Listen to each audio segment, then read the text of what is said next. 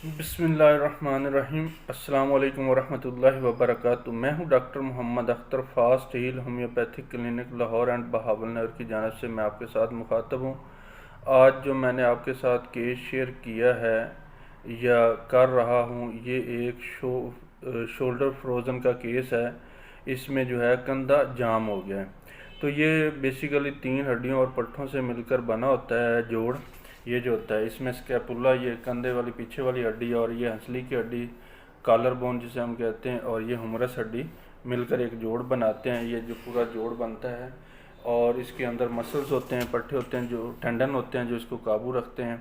तो किसी वजह से इसके अंदर जो है एक खलल पैदा हो जाता है, इसमें अंदर एक खिंचाव पैदा हो जाता है, सख्ती पैदा हो जाती है, तनाव आ जाता है कि उससे क्या होता है, कमज़ोरी की वजह से, ज़्यादा लंबा डायबिटीज़ की वजह से, शुगर रहने की वजह से, या पट्टों की कमज़ोरी की वजह से, या इसके अंदर कोई स्वेलिंग हो जाने की वजह से ये मसला पैदा हो जाता है। उससे क्या होता है, कंधा जो है ये हरकत नहीं कर सकता, मूवमेंट इसकी ख़त्म हो जाती है, बल्कि ज़रा सी हरकत देने से भी इसके अंदर दर्द शुरू होता है और शदीद दर्द होता है। ये बिल्कुल ऊपर नहीं जाता, जाम हो जाता है, इधर उधर कोई मूवमेंट नहीं होती। जैसे ही पेशेंट अब इसको मूवमेंट देता है, हरकत करता है, तो शदीद किस्म का दर्द पैदा होता है, टिस्सें पैदा होती हैं। तो इसका जो इलाज है वो होम्योपैथी के अंदर मौजूद है और बेहतरीन और अच्छा इलाज है, और ज़्यादा अद्वियात भी इस्तेमाल नहीं करनी पड़ती, पेन किलर ज़्यादा नहीं खानी पड़ती, और ना ही इस बीमारी से भी हमेशा हमेशा के लिए मुस्तकिल तौर पर निजात मिल जाती। ये ऐसा ही एक मरीज़ मेरे पास आया था और ये अक्यूट पेशेंट था, यानी इसे कोई महीना 1.5 महीना ही हुआ था। इसने इसमें एक इंजेक्शन भी लगवाया था कंधे के अंदर, और इसने फिज़ियोथेरेपी भी करवाई थी, और भी इसका काफ़ी ट्रीटमेंट इसने करवाया। लेकिन अल्लाह रब्बुल इज़्ज़त ने इसे अपनी कुदरत से होम्योपैथिक दवा के ज़रिए शिफा दी और 10 से 15 मिनट में इसको फ़र्क आना शुरू हो गया और मरीज़ काफ़ी हद तक 75% तक बेहतर होकर यहाँ से गया है। तो लेकिन असल में बात करने का मकसद ये अक्यूट केस था, नया केस था, बिल्कुल अभी जैसे ही शोल्डर फ्रीज़ हुआ था, इससे ज़्यादा अरसा नहीं हुआ था, इतना पुराना केस नहीं था, तो सिर्फ 1 महीने का ही केस था, इसलिए ये जल्दी से ठीक हो गया। जितना ज़्यादा पुराना केस होता है, जितना पेचीदा होता है, जितना गहरा होता है, उतना टाइम उसको ज़्यादा लगता है। तो अल्हम्दुलिल्लाह अल्लाह जल्ला जलालू ने इस मरीज़ को जो है शिफा दी। तो केस शेयर करने का मकसद सिर्फ ये है कि लोगों का ट्रस्ट बढ़े, इत्माद बढ़े, भरोसा बढ़े, और लोग होम्योपैथी की तरफ आएँ और अपना इलाज करवाएं बर वक्त, और बीमारियों से भी निजात हासिल करें, अद्वियात से भी निजात हासिल करें। अगर ये आपको वीडियो अच्छी लगी हो तो इसको लाइक कर दें, सब्सक्राइब कर दें और दोस्तों के साथ शेयर कर दें, ताकि ऐसे लोग जो इस बीमारी के अंदर मुब्तला उन तक पहुँच जाए, वो अपना बर वक्त इलाज कराएँ। आपके लिए और हमारे लिए सदका जारिया बने। इसके साथ ही मुझे इजाज़त दें। ओके, अल्लाह हाफिज़। अस्सलाम वालेकुम वरहमतुल्लाहि वबरकातुहू।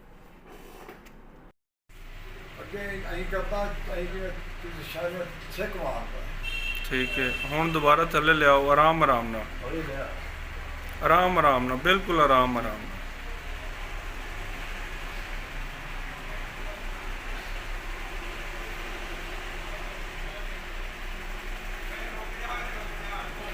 ठीक है, बस ठीक है, कोई गल नहीं। बह जाओ वाले, बह जाओ, सुकून ना।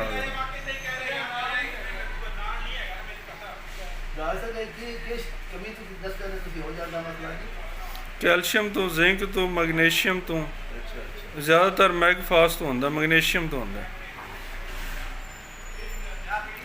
हाँ जी, हुण दर्द किन्ना है? थोड़ा घट गया।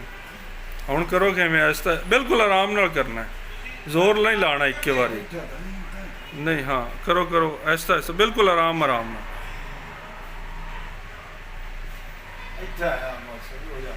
ठीक है, ठीक है।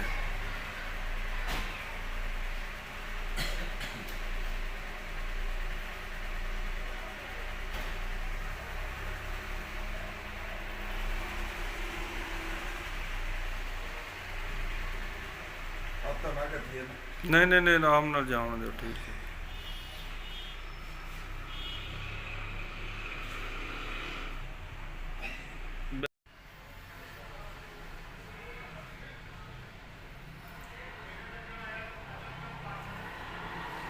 फुल उत्ते लैके जाओ बाजू। ठीक हो गया जी।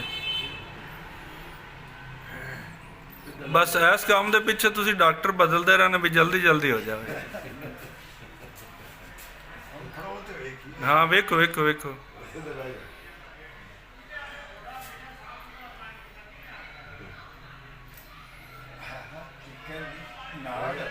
ਹਾਂ ਵਲਾਵਾ ਆ ਗਿਆ ਫਿਰ ਬਸ ਜਦੋਂ ਅੜ ਜਾਵੇ ਉਦੋਂ ਫਿਰ ਜ਼ਬਰਦਸਤੀ ਨਹੀਂ ਕਰਨੀ। ਹਾਂ ਬਸ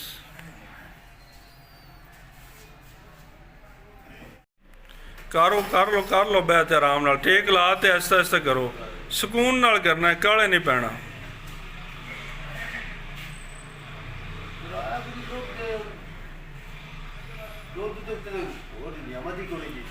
ਦੁੱਧ ਜਿਹੜਾ ਨਾ ਜੀ ਇਹ ਫੁੱਲ ਗਜ਼ਾਈਅਤ ਹੈ, ਸਿਰਫ ਇਹਦੇ ਚ ਆਇਰਨ ਕੋਈ ਨਹੀਂ। ਇਹਦੇ ਨਾਲ ਅਗਰ ਖਜੂਰ ਸ਼ਾਮਲ ਕਰ ਲਓ ਨਾ ਜੀ ਤਾਂ ਤੁਹਾਡੀਆਂ ਸਾਰੀਆਂ ਕਮੀਆਂ ਠੀਕ ਹੋ ਜਾਸ।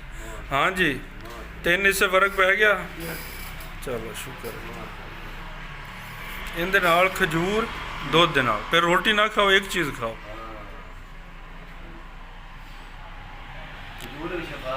ਜੀ ਹਾਂ ਅੱਛੀ ਕਾਲੀ ਖਜੂਰ ਬੇਸ਼ੱਕ ਨਾਲ ਲੈ ਜਾਣਾ, ਉਹ ਵੀ ਇੱਕ ਸੁਬਹ ਇੱਕ ਦੁਪਹਿਰ ਇੱਕ ਸ਼ਾਮ ਖਾ ਲੈਣਾ। ਕਾਲੀ ਖਜੂਰ ਉਹਦੇ ਨਾਲ ਤੁਹਾਡੇ ਫੌਲਾਦ ਦੀ ਕਮੀ ਜਿਹੜੀ